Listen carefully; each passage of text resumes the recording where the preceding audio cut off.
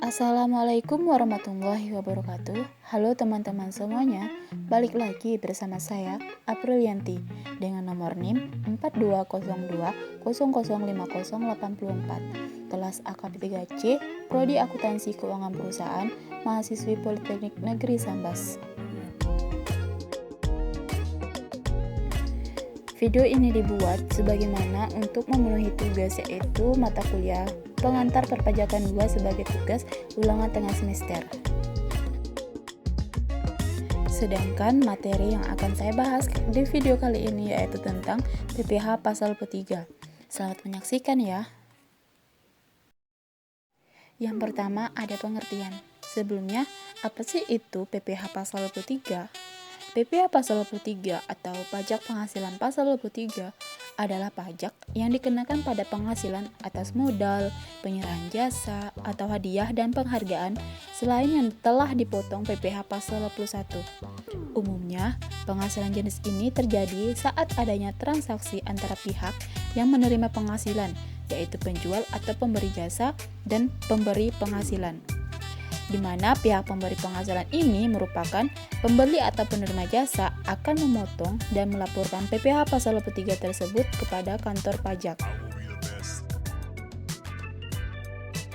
Materi yang kedua yaitu tentang dasar hukum. Dasar hukum yang mengatur PPh pasal 23 ini yaitu terdiri dari 4. Yang pertama yaitu berdasarkan Undang-Undang Nomor 7 Tahun 1983 sebagaimana terakhir telah diubah dengan Undang-Undang Nomor 36 Tahun 2008, yaitu tentang perubahan keempat atas Undang-Undang Nomor 7 tentang pajak penghasilan. Yang kedua yaitu berdasarkan Peraturan Menteri Keuangan Nomor 244 PMK.03/2008 tentang jenis jasa lain sebagaimana dimaksud dalam pasal 23 ayat 1 huruf C angka 2 Undang-Undang Nomor 7 Tahun 1983 tentang pajak penghasilan sebagaimana telah beberapa kali diubah terakhir dengan Undang-Undang Nomor 36 Tahun 2008. Yang ketiga yaitu berdasarkan Peraturan Direktur Jenderal Pajak Nomor per Strip 57/PJ/2010 sebagaimana telah diubah dengan Peraturan Direktur Jenderal Pajak Nomor per /15/PJ/2011. Yang keempat yaitu berdasarkan Peraturan Menteri Keuangan Nomor 233/PMK.03/2019 tentang tata cara pendaftaran dan penghapusan nomor pokok wajib pajak, pengukuhan dan pencabutan pengukuhan pengusaha kena pajak, serta pemotongan dan atau pemungutan, penyetoran dan pelaporan pajak bagi instansi pemerintah. Yang ketiga ada objek PPh pasal 23. Objek pajak PPh pasal 23 terdiri dari yang pertama ada dividen, kedua bunga dengan jaminan pengembalian utang, 3 hadiah yang telah dipotong pajak penghasilan sesuai pasal 21, 4 royalti, 5 imbalan sehubungan dengan jasa teknik, jasa manajemen, jasa konstruksi, jasa konsultan, dan jasa lain selain jasa yang telah dipotong PPh sebagaimana dimaksud dalam pasal 21 Undang-Undang Pajak Penghasilan. Yang keenam, sewa dan penghasilan lain sehubungan dengan penggunaan harta kecuali sewa dari penghasilan lain sehubungan dengan penggunaan harta yang telah dikenai pajak penghasilan sebagaimana dimaksud dalam pasal 4 ayat 2 Undang-Undang Pajak Penghasilan. Materi yang keempat yaitu tentang subjek PPh pasal 23. Subjek pajak PPh pasal 23 terdiri dari wajib pajak dalam negeri yang meliputi wajib pajak dalam negeri dan orang pribadi dalam negeri. Selain itu, badan usaha tetap yang berstatus sebagai wajib pajak luar negeri juga dapat dikatakan sebagai subjek pajak pasal 23. Namun, pemenuhan kewajiban perpajakannya dipersamakan dengan wajib pajak dalam negeri juga merupakan subjek PPh pasal 23. Materi selanjutnya yaitu tentang pihak pemotong PPh pasal 23 dan pihak yang dikenakan PPh pasal 23. Dalam PPh Pasal 23, tidak semua pihak dapat dikenakan ataupun memotong PPh Pasal 23, dikarenakan pihak-pihak tersebut hanya mereka yang masuk pada kelompok berikut ini.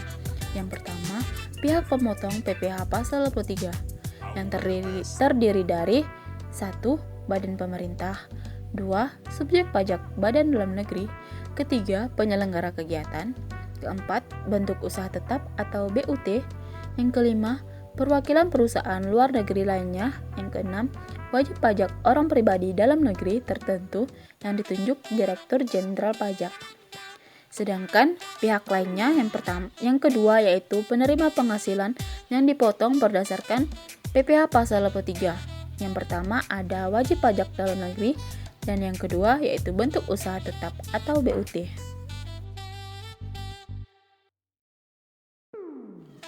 Materi selanjutnya yaitu tentang pengecualian PPh Pasal 23. PPh Pasal 23 juga mengatur beberapa penghasilan yang tidak dikenakan pajak dengan rincian daftar sebagai berikut. Yang pertama yaitu penghasilan yang dibayar atau terutang kepada bank. Kedua, sewa yang dibayar atau terutang sehubungan dengan sewa guna usaha dengan hak opsi. Ketiga, dividen atau bagian laba yang diterima atau diperoleh perseroan terbatas sebagai wajib pajak dalam negeri, koperasi, dan BUMN atau BUMD dari penyertaan modal pada badan usaha yang didirikan dan berkedudukan di Indonesia dengan syarat 1. Dividen harus berasal dari cadangan laba yang ditahan. Kedua, bagi perseroan terbatas seperti BUMN atau BUMD, kepemilikan saham pada badan yang memberikan dividen paling rendah harus 25% dari jumlah modal yang disetor. Ketiga, bagian laba yang diterima atau diperoleh anggota dari perseroan komanditer yang modalnya tidak terbagi atas saham-saham, persekutuan, perkumpulan, firma, dan kongsi termasuk pemegang unit penyertaan kontrak investasi kolektif. Keempat, yaitu sisa hasil usaha atau SHU, yaitu koperasi yang dibayarkan koperasi kepada anggotanya. Yang terakhir yaitu ada penghasilan yang dibayar atau terutang kepada badan usaha atas jasa keuangan yang berfungsi sebagai penyalur pinjaman dan atau pembiayaan. Materi selanjutnya yaitu tentang pembayaran, pelaporan, dan bukti potong PPh Pasal 23. Prosedur pembayaran dan pelaporan PPh Pasal 23 diatur secara khusus dalam Peraturan Perundang-undangan Perpajakan. Berikut ini adalah penjelasan lengkapnya. Yang pertama ada pembayaran PPh Pasal 23. Pembayaran PPh Pasal 23 dilakukan oleh pihak pemotong yang kemudian menyetorkannya melalui bank, persepsi atau ATM, teller bank, fitur bayar pajak online di online pajak, dan lain-lain yang telah disetujui oleh Kementerian Keuangan, di mana jatuh tempo pembayaran adalah tanggal 10 sebulan setelah bulan terutang pajak penghasilan 23. Selanjutnya, pelaporan PPh Pasal 23. Pelaporan PPh Pasal 23 dilakukan oleh pihak pemotong dengan cara mengisi SPT masa PPh Pasal 23. Lalu bisa melaporkannya melalui fitur lapor pajak online atau e-filing. Jatuh tempo pelaporan adalah tanggal 20 sebulan setelah bulan terutang pajak penghasilan 23. Selanjutnya yaitu bukti potong PPh Pasal 23.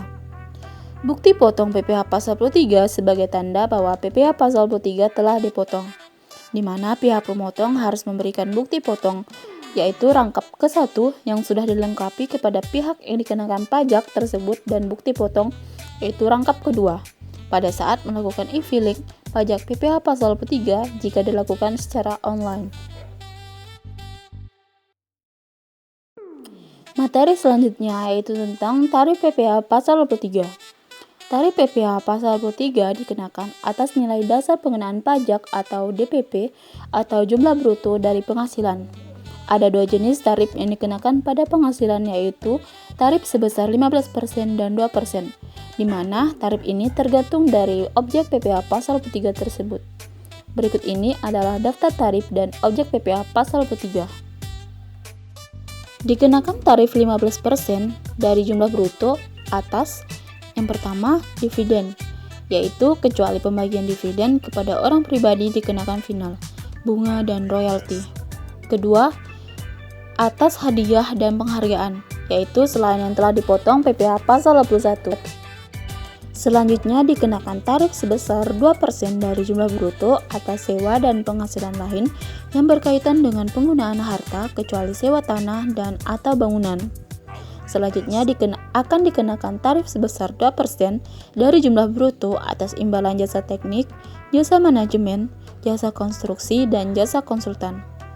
Selanjutnya dikenakan tarif 2% dari jumlah bruto atas imbalan jasa lainnya yang diuraikan dalam Peraturan Menteri Keuangan Nomor 141 PMK.03/2015.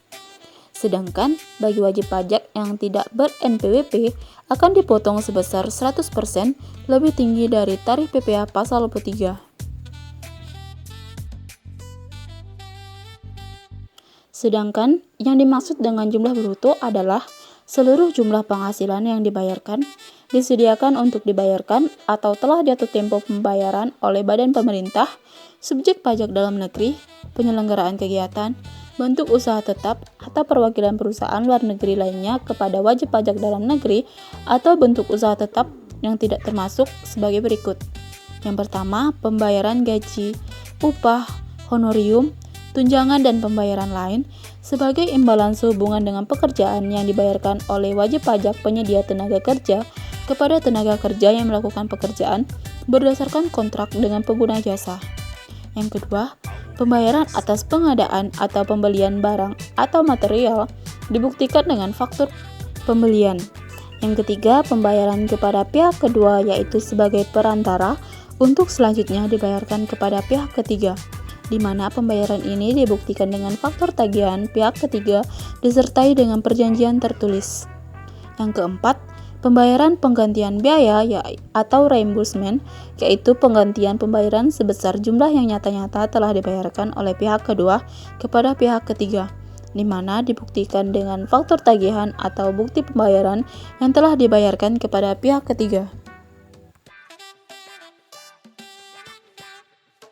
Selanjutnya, jumlah bruto tersebut tidak berlaku atas yang pertama, penghasilan yang dibayarkan sehubungan dengan jasa catering. Kedua, penghasilan yang dibayarkan sehubungan dengan jasa telah dikenakan pajak yang bersifat final. Ketiga, pembayaran gaji, upah, tunjangan, honorium, dan pembayaran lain yang merupakan imbalan atas pekerjaan yang dilakukan wajib pajak penyedia tenaga kerja kepada tenaga kerja. Hal ini harus dibuktikan oleh kontrak kerja dengan pengguna jasa dan daftar pembayaran gaji, tunjangan, upah, atau honorium. Yang keempat, pembayaran kepada penyedia jasa yang merupakan hasil pengadaan barang atau material terkait jasa yang diberikan. Hal ini harus dibuktikan oleh faktur pembelian atas pengadaan barang atau material. Yang kelima, pembayaran melalui penyedia jasa kepada pihak ketiga. Hal ini harus dibuktikan oleh faktor tagihan dari pihak ketiga dan disertai dengan perjanjian tertulis.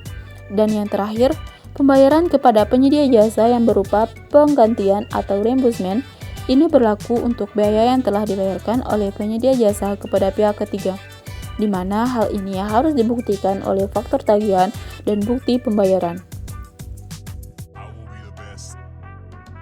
Kita masuk ke materi terakhir yaitu tentang contoh perhitungan PPh pasal 23. Yang pertama, perhitungan PPh pasal 23 berdasarkan dividen.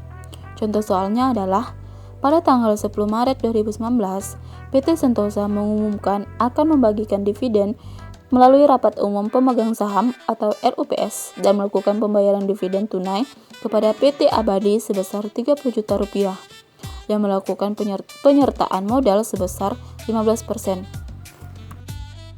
Pertanyaannya adalah, berapakah PPh pasal 3 yang harus dipotong oleh PT Sentosa jika berdasarkan dividen? Maka perhitungannya adalah PPh pasal 3 yang harus dipotong oleh PT Sentosa adalah yaitu sebesar 15% dikali Rp30 juta, maka dapatlah hasil Rp4.500.000. Jadi PPh pasal 3 yang harus dipotong oleh PT Sentosa adalah sebesar Rp4.500.000. Yang kedua, perhitungan PPh pasal 23 atas royalti. Contoh soalnya adalah pada tanggal 21 Agustus 2020, PT Mawar membayar royalti kepada Tuan Adam sebagai penulis buku sebesar 75 juta rupiah. Tuan Adam telah mempunyai NPWP. Maka pertanyaannya, berapakah PPh pasal 3 yang harus dipotong oleh PT Mawar tersebut? Maka penyelesaiannya adalah PPh pasal 3 yang harus dipotong oleh PT Mawar adalah 15% dikali 75 juta rupiah, maka dapat hasil sebesar 11.250.000 rupiah. Sekian pembahasan materi tentang PPh pasal 23 yang dapat saya sampaikan. Semoga bermanfaat bagi teman-teman sekalian yang menonton video ini. Sampai bertemu di video-video selanjutnya. Sampai jumpa. Wassalamualaikum warahmatullahi wabarakatuh.